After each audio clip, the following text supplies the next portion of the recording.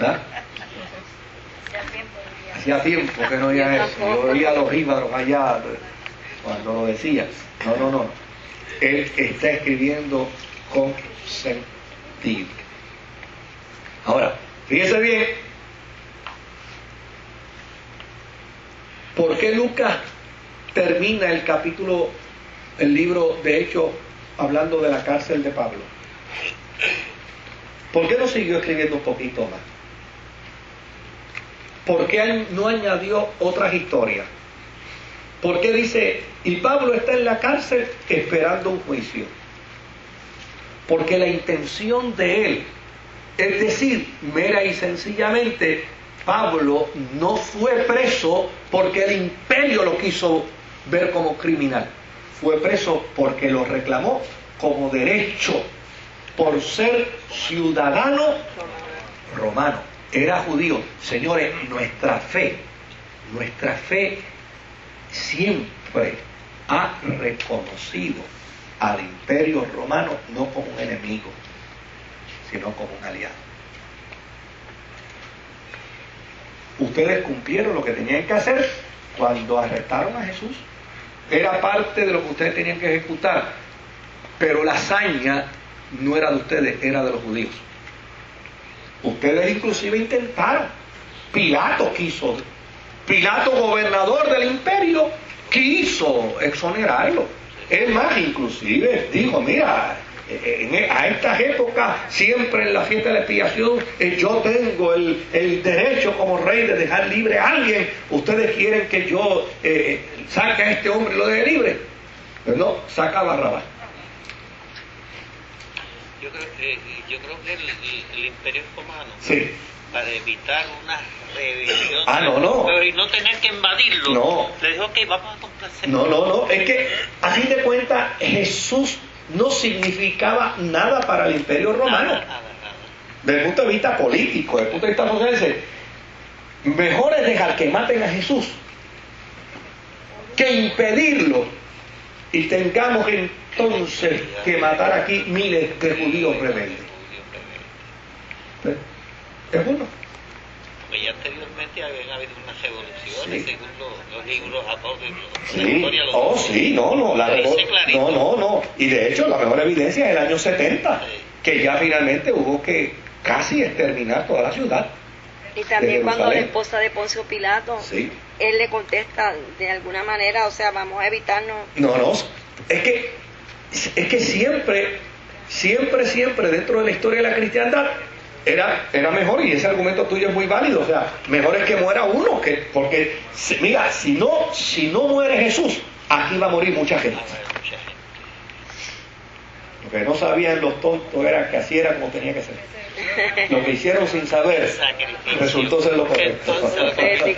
Bien, ahora bien, ¿qué fuentes utiliza Lucas para poder escribir este documento?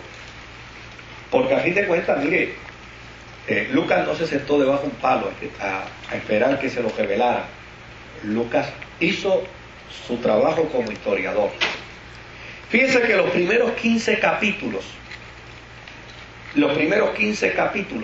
del Evangelio según San Lucas, los teólogos dicen que tuvo que haberlo sacado de las actas y memorias de la iglesia, porque son los capítulos que tratan de la iglesia de Jerusalén, de la iglesia de Cesarea y de la iglesia de Antioquía. ¿Y quién es mejor que los creyentes de esas iglesias para darle información, para darle el informe? Aparentemente había actas que se levantaban, y hoy en día nosotros hemos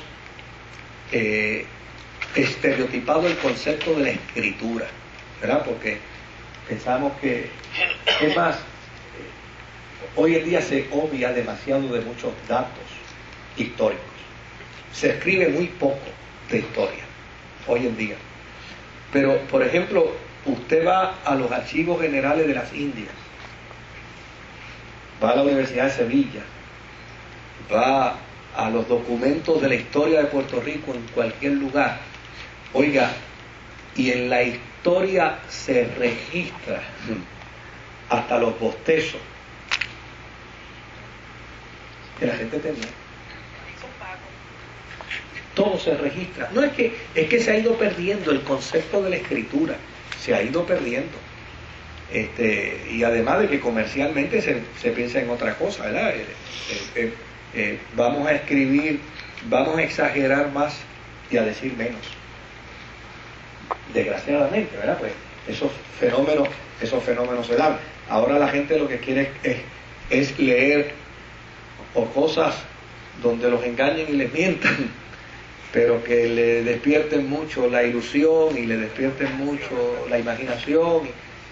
Pero yo le pregunto, hay gente que va a casa y ve la ilusión y dice, ¿tú te lees esos libros?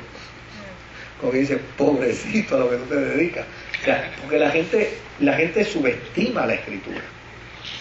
Ahora, usted lee, por ejemplo, los diarios de Colón, que Colón no escribió ninguno, pero tenía quien tenía quien los escribiera. La bitácora. Óigame, y usted se sorprende. Por ejemplo, yo hice un trabajo cuando estaba tomando un curso sobre la historia de Puerto Rico en el siglo XVII y en Puerto Rico. Aquí había un hombre llamado Miguel Enríquez. Era el dueño de la flota de barcos más grande que había en todo el Caribe. Le prestaba dinero a la corona española, pero por alguna razón la corona española lo mandó a arrestar, alegando que él no llegó el 15 de abril y no pagó. Sí, alegando eso, entonces lo embargaron. Pero todavía se conserva inclusive la ejecución que se hizo de todas sus propiedades. Mire, y eso está en detalle. Se tomó un libro que en su portada dice tal cosa, en su contraportada dice tal cosa y tal cosa. Pero todo se da en detalle. Y uno dice, Dios mío, ¿qué? Entonces, no solamente se escribía un documento aquí para enviarlo a España, sino que ese documento se escribía para enviarlo a España, pero se le decía, mira, como vas a ir primero a Santo Domingo y después vas a ir a Cuba y después vas a pasar por Jamaica, déjate esta copia en Santo Domingo y déjate esta en Cuba y déjate por cualquier cosa. Oiga, se tomaba todo ese cuidado. Y la copia era difícil hacerla. Pero se tomaba todo ese cuidado. La iglesia entendía muy bien la importancia de escribir. Y gracias a que se entendía muy bien, tenemos la historia de la iglesia, de la cristiandad. Lucas tuvo que haber ido a Jerusalén a preguntarle a los cristianos de Jerusalén, ¿qué ustedes tienen ahí escrito? Habiendo ya otros escritos sobre estos documentos, a mí me pareció bien también escribir, poniendo en orden lo que ya otros escribieron. Sí.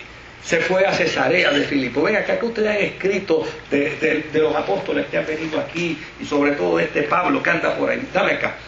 Fue a Antioquía y pidió eso. O sea, él recopiló la historia que la iglesia tenía, y obviamente, como fue a estos lugares, y a estos lugares no fueron todos los apóstoles, pues ya sencillamente recogió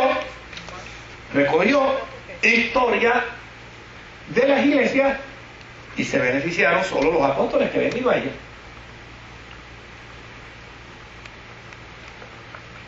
Como recopiló mucha más historia del trabajo de Pablo, pues obviamente relató más historias del ministerio de Pablo.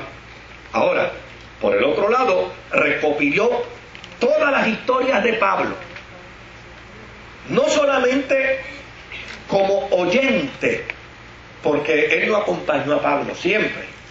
Él tuvo que haber acompañado a Pablo probablemente después del segundo viaje, o quién sabe, en el tercer viaje, porque en el primer viaje Pablo con quien fue con Bernabé, y no menciona a Lucas para nada, y Lucas es un gentil que tuvo que haberse convertido posteriormente. Ahora, él escribe de Pablo por lo que escucha de Pablo en sus testimonios, pero también escribe de Pablo por lo que vio del ministerio de Pablo.